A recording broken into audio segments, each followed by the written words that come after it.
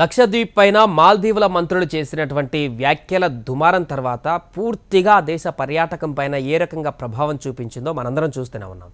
దీనిపైన భారతీయుల నుంచి తీవ్రమైనటువంటి నిరసన కూడా వ్యక్తమైంది. ఈ క్రమంలో దేశీయ ప్రయాణ సంస్థ ఈజ్ మై ట్రిప్ మాల్దీవులకు విమానాల బుకింగ్లన్నీ కూడా నిలిపివేస్తూ నిర్ణయం తీసుకుంది.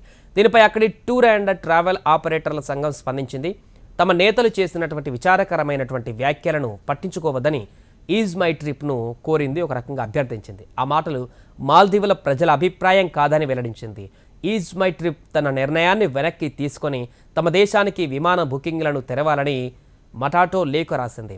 రెండు దేశాల మధ్య రాజకీయాలకు అతీతమైన అనుబంధం ఉందని, భారతీయులను సొంతవారిగా భావిస్తామని వెల్లడించింది.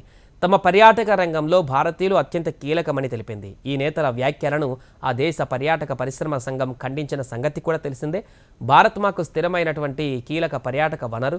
కోవిడ్ తర్వాత మేము కోలుకోవడానికి ఆ దేశం ఎంతో సాయం చేసింది. అంతేకాదు మా దేశానికి అతి సన్నిహితమైనటువంటి దేశం భారత్. ప్రతి సంక్షోభంలోనూ ఆ దేశమే తొలిసారిగా స్పందిస్తుంది. అందుకు మేము ఆ దేశానికి ఎల్లప్పుడూ రుణపడి ఉంటామని కూడా ప్రకటన విడుదల చేసింది.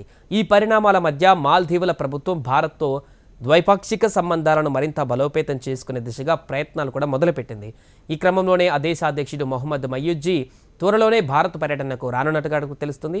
అయితే తాజా విభేదాలతో దీనికి ఎలాంటి సంబంధం లేదని ముందుగానే ఈ పర్యటన ఖరారైనట్లుగా తెలుస్తోంది. ఏదేమైనా కూడా ప్రస్తుతం నెలకొన్నటువంటి తాజా పరిస్థితి నేపథ్యంలో ప్రభుత్వ పరంగానే కాకుండా ప్రజలందరూ కూడా బాయ్కాట్ చేయడమే కాకుండా కొన్ని ఇలాంటి సర్వీసెస్ ఈజ్ మై ట్రిప్ లాంటి సర్వీసెస్ కూడా స్వచ్ఛందంగా మొత్తం బుకింగ్స్ అన్నింటిని కూడా క్యాన్సిల్ చేసుకుంటూ మాల్దీవులతో ఉన్నటువంటి సత్సంబంధాలను కూడా తెంచుకోవడంతో అక్కడ ఉన్నటువంటి ప్రజలే కానీ సంస్థలే కానీ అల్లకల్లోలంగా మారుతున్నటువంటి పరిస్థితి.